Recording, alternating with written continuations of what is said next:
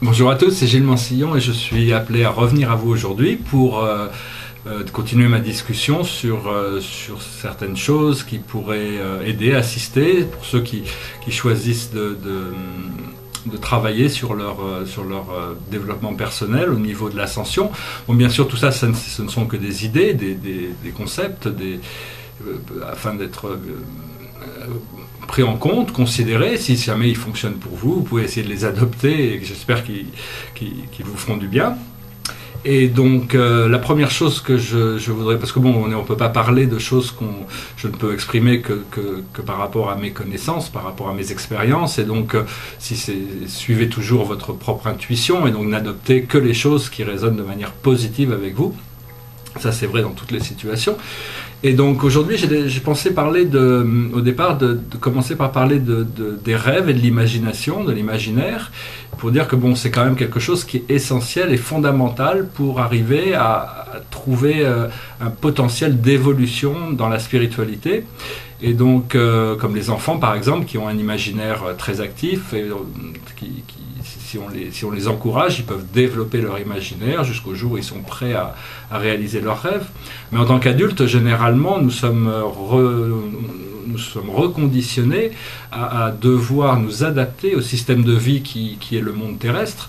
Et donc on met quelque peu notre imaginaire, nos rêves, comme un peu la plupart des gens ne considèrent pas leurs rêves et leur imaginaire comme la chose la plus essentielle et la plus importante de leur vie. Bon, bien sûr, il faut harmoniser, il faut pas se perdre dans les rêves, parce que bon, Neptune, il peut toujours Neptune qui contrôle le monde des rêves, la planète Neptune, c'est un monde un peu qui peut paraître un peu nébuleux parfois, mais bon, en réalité, nos rêves sont très très importants parce que nos rêves sont notre réalité du futur. Quand nous avons des désirs et des rêves, nous informons l'univers sur ce que nous souhaitons. Et donc c'est important de garder son imagination, son potentiel de découverte à l'intérieur de l'imaginaire actif. Et donc grâce à ça, on peut développer notre vision spirituelle et découvrir des choses de l'esprit, des choses qui se révèlent dans notre esprit, qui nous permettent de découvrir des parties de vérité, parce que bon, la vérité en réalité, il n'y a qu'une vérité, c'est le grand je suis, c'est Dieu, mais personne ne peut, on peut pas, c'est quelque chose qui, même si on la comprend, cette vérité, on ne peut pas l'exprimer, on ne peut pas la décrire, aucun langage ne pourra jamais l'exprimer. Par contre, par rapport à ce qu'on voit, on essaye de trouver des procédés, des enseignements qui sont des interprétations de ce qu'on a découvert et qu'on essaye de le partager, parce qu'au plus on peut partager notre lumière, au plus on peut en recevoir aussi. Donc c'est important qu'il y ait cet échange. Et donc le conseil que je voulais vous donner par rapport à votre imaginaire, vos rêves, c'est essentiellement d'essayer de garder la grande majorité de vos rêves positifs. C'est-à-dire que pour activer notre présence je suis, il faut que nous ayons plus de rêves positifs que de rêves négatifs, c'est-à-dire de projections, disons. Et donc à partir du moment où notre imaginaire devient en majorité positif, cela permet de nouvelles possibilités s'offrent à nous. Parce que quand on a des projections négatives, comme des inquiétudes par exemple, c'est-à-dire c'est des choses qui s'est projetées, des choses que l'on ne veut pas dans notre futur. C'est-à-dire on s'inquiète, donc on projette des choses négatives dans le futur, et donc quelque part on se prépare pour quelque chose qu'on ne veut pas, alors qu'en réalité 90% des inquiétudes sont absolument pas nécessaires. C'est-à-dire que ce sont une sorte de pollution mentale, quelque chose qui a tendance à s'accrocher par rapport à notre mental, mais on peut s'en débarrasser assez rapidement une fois qu'on comprend qu'il n'y a vraiment pas de raison de s'inquiéter, qu'en réalité toute la vie, tout l'univers est déjà prêt à nous assister une fois que nous adoptons une attitude positive. Et donc il n'y a que 90% des inquiétudes qui sont pas nécessaires, parce que il y a des choses par exemple, si vous êtes assis sur votre banquette, vous avez un train à prendre et que vous dites je vais peut-être rater le train, et vous continuez à regarder la télévision, vous avez peut-être des raisons d'être inquiet de rater votre train, donc il faut se lever et y aller. Donc c'est pas que toutes les inquiétudes sont nécessairement négatives, mais en général, c'est bien de rester serein, rester clair, parce qu'une fois qu'on arrive à se détacher, à s'élever, on n'a plus vraiment de raison de perdre du temps avec des choses qui pourraient nous retarder, bien que bon, les habitudes mentales, les habitudes en général, on pourrait plutôt tendance à nous retarder plutôt que de nous avancer. Et donc, si on peut prendre conscience de nos attitudes, nos comportements négatifs, on peut essayer d'y mettre fin et de passer à autre chose. Seulement, généralement, le problème, c'est que quand on met fin à une habitude, il y a toujours un laps de temps avant que quelque chose d'autre arrive pour la remplacer. Et donc, pendant ce temps d'intermédiaire, on peut avoir l'impression que bon, rien ne se passe et donc on retourne à l'ancien système sans avoir pu découvrir ce qui se passait de l'autre côté de cette habitude. Et donc ça m'amène à parler des croyances, parce qu'une habitude, c'est une sorte de croyance. On croit que la vie sera mieux comme ça, quoi. Donc on continue à refaire ça. Bon, une habitude, qu'est-ce que c'est? C'est quelque chose qui...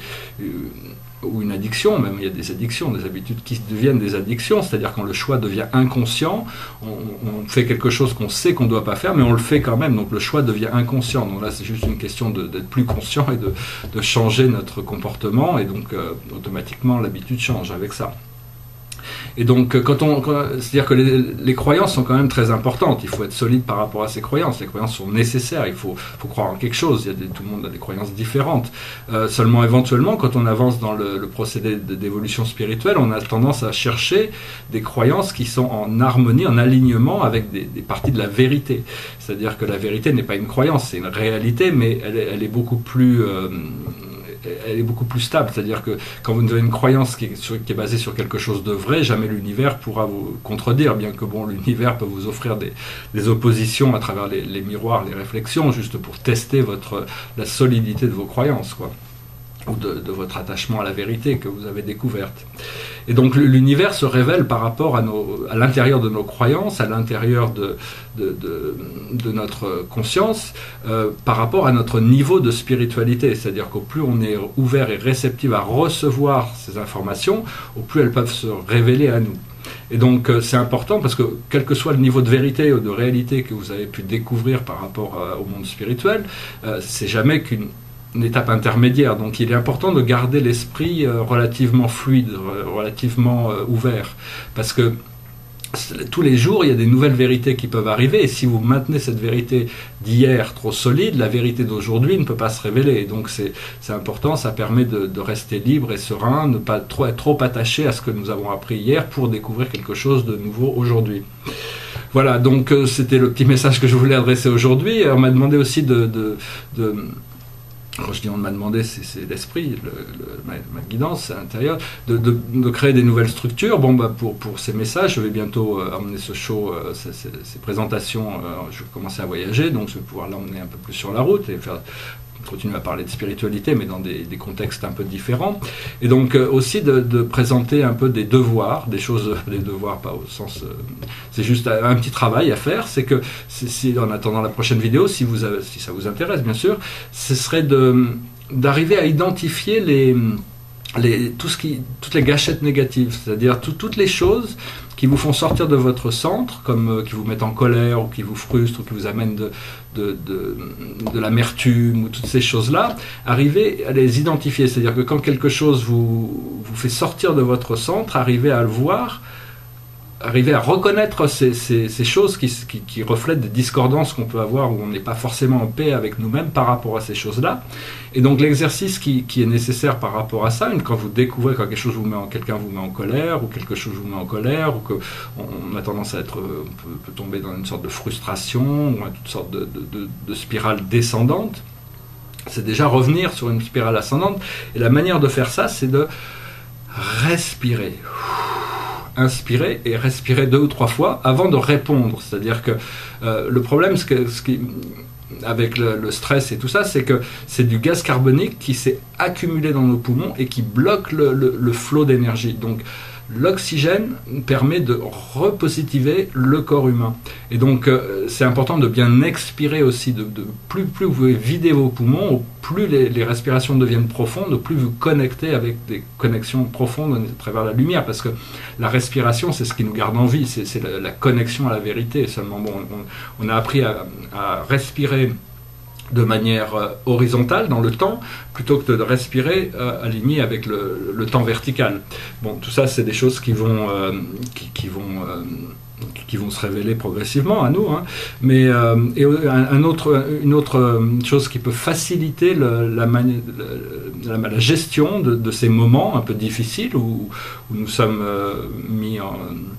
Enfin, où quelque chose nous challenge, c'est de penser à tourner votre conscience vers la source, vers la source de toute vie, la source de l'univers, juste à travers votre intention. Vous pouvez chercher ça à l'intérieur de votre cœur, ou alors concentrer vos pensées au sommet de votre tête, et tourner votre identification, rappelez votre lumière, connectez avec la source, et au plus vous faites ça, au plus l'esprit mental est obligé de se charger de lumière au fur et à mesure que cette connexion devient plus solide. Donc c'est vraiment penser à diriger vos pensées vers le centre des centres, le centre de l'univers, le centre de la vie, et de connecter avec la source, parce que au plus vous connectez avec cette source, au plus elle va se réveiller en vous à travers la présence je suis. Et donc c'est ces deux petits exercices qui mis l'un avec l'autre, devraient pouvoir quand même vous aider à découvrir des nouveaux niveaux de sérénité, parce que bon, il y a toujours de nouveaux niveaux à découvrir, quoi, peu importe où on est arrivé, il y a toujours des nouvelles expériences, et la vie nous challengera toujours, parce que bon, on vit dans un univers qui est fait de contrastes, et donc bien sûr, il n'y a qu'une seule source, tout le bien et tout le mal vient de la même source, toute l'ignorance et la lucidité, toutes ces choses-là sont également supportés par l'univers, mais c'est à nous de nous autodéterminer vers quelque chose de meilleur, vers quelque chose de mieux. Et donc, avec ça, on peut découvrir des nouvelles forces. Découvrir, il faut toujours essayer de se tourner vers cette force qui représente l'amour en nous. Et l'amour, c'est quoi? C'est la beauté, c'est la bonté, et c'est la vérité. Donc, tout ce qui est vrai, déjà, le fait d'être sincère, honnête avec soi-même et avec les autres, déjà ça augmente notre alignement avec cet amour, avec cette présence. Tout ce qui est beau aussi amène l'harmonie, et puis bon, la bonté, c'est très stabilisant, ça nous stabilise. Donc voilà. C'est quelques petites informations, j'espère qu'elles vous seront utiles.